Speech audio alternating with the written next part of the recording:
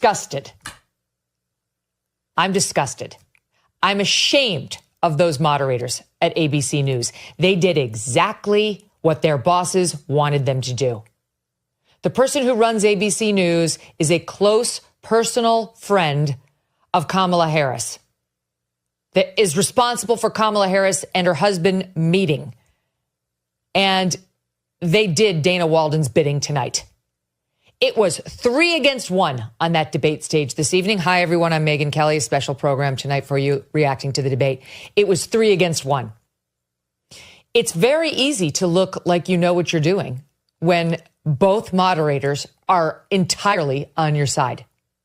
Trump did the best he could under the circumstances, but it really was like 3 fighters in the ring pummeling one opponent. And the worst piece of all of this is the obvious tactic by ABC News, which was as follows. Mr. Trump, you said something incredibly controversial and terrible. Let me remind you of what it was. Do you have any regrets or thoughts on how terrible you were? Trump answers. Vice President Harris, how bad is Trump?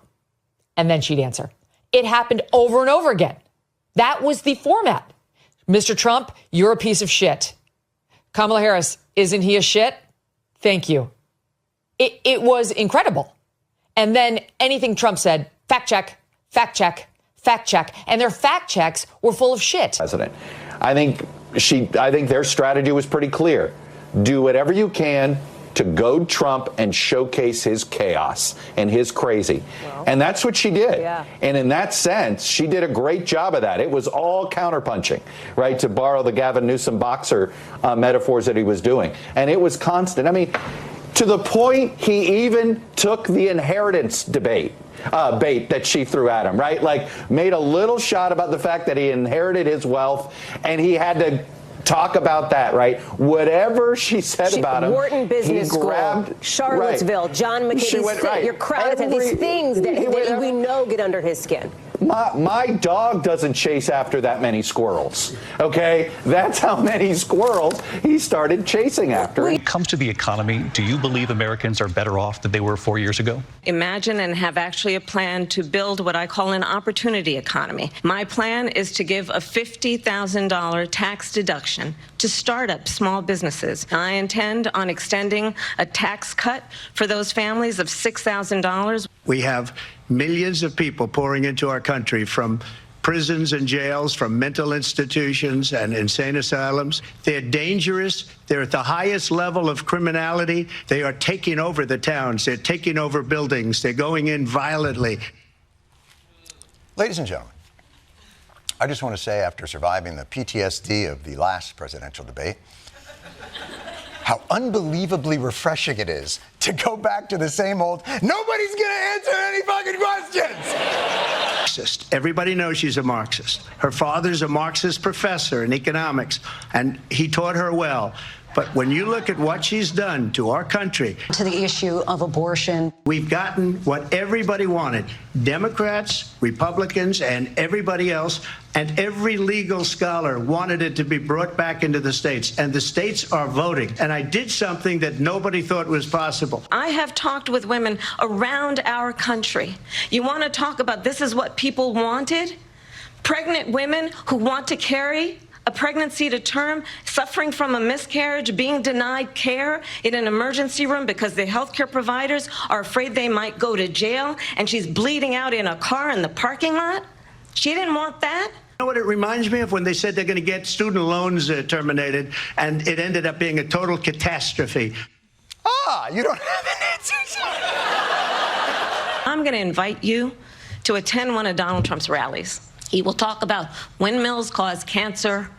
And what you will also notice is that people start leaving his rallies early out of exhaustion and boredom. Just let me respond as to the rallies. She said people start leaving. People don't go to her rallies. I leave my rallies. We have the biggest rallies, the most incredible rallies in the history of politics. Our country is being lost. We're a failing nation. In Springfield, they're eating the dogs, the people that came in. They're eating the cats. They're eating the pets. of the people that live there. I just want to clarify here. You bring up Springfield, Ohio, and ABC News did reach out to the city manager there. He told us there have been no credible reports of specific claims of pets being harmed, injured, or abused by individuals within the immigrant community. Well, I've seen people on television. Let me just say here, this is the people on television say my dog was taken and used for food. So maybe he said that, and maybe that's a good thing to say for a city manager. I'm not taking this from television. But the people on television saying their dog was eaten by the people that went there. Again, the Springfield city manager says there's no evidence of that. Mr. President, on January 6th, you told your supporters to march to the Capitol. You said you would be right there with them. Is there anything you regret about what you did on that day? It wasn't done by me. It was done by others. It would have never happened if Nancy Pelosi and the mayor of Washington did their jobs. I wasn't responsible for security. Nancy Pelosi was responsible. She didn't do her job. I had nothing to do with that other than they asked me to make a speech. I showed up for a speech. In any other country, that lack of accountability would be disqualifying. But in this country, it means the race is tighter than a... Let's talk about what Donald Trump left us. Donald Trump left us the worst unemployment since the Great Depression. Donald Trump left us the worst public health epidemic in a century. Donald Trump left us the worst attack on our democracy since the Civil War. We made ventilators for the entire world. We got gowns, we got masks, we did things that nobody thought possible. She doesn't have a plan. She copied Biden's plan, and it's like 4 sentences, like run, spot, run. There's no policy. Everything that she believed 3 years ago and 4 years ago is out the window. She's going to my philosophy now. In fact, I was going to send her a MAGA hat. She's gone to my philosophy. But if she ever got elected, she'd change it. And it will be the end of our country. She's a Marxist. Everybody knows she's a Marxist. There is no state in this country where it is legal to kill a baby after it's born. I've been a leader on IVF, which is fertilization. I have been a leader on fertilization. Said, quote, you lost by a whisker, that you, quote, didn't quite make it, that you came up a little bit short. I said that? World leaders are laughing at Donald Trump. I have talked with military leaders, some of whom worked with you, and they say you're a disgrace. And when you then talk in this way in a presidential debate and deny what over and over again are court cases you have lost because you did in fact lose that election, it leads one to believe that perhaps we do not have in the candidate to my right the temperament or the ability to not be confused about fact.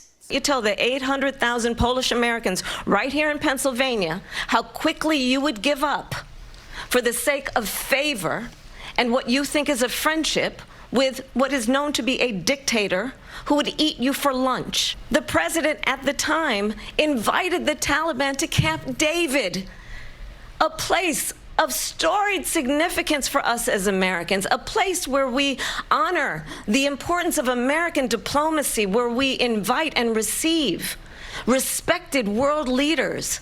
And this former president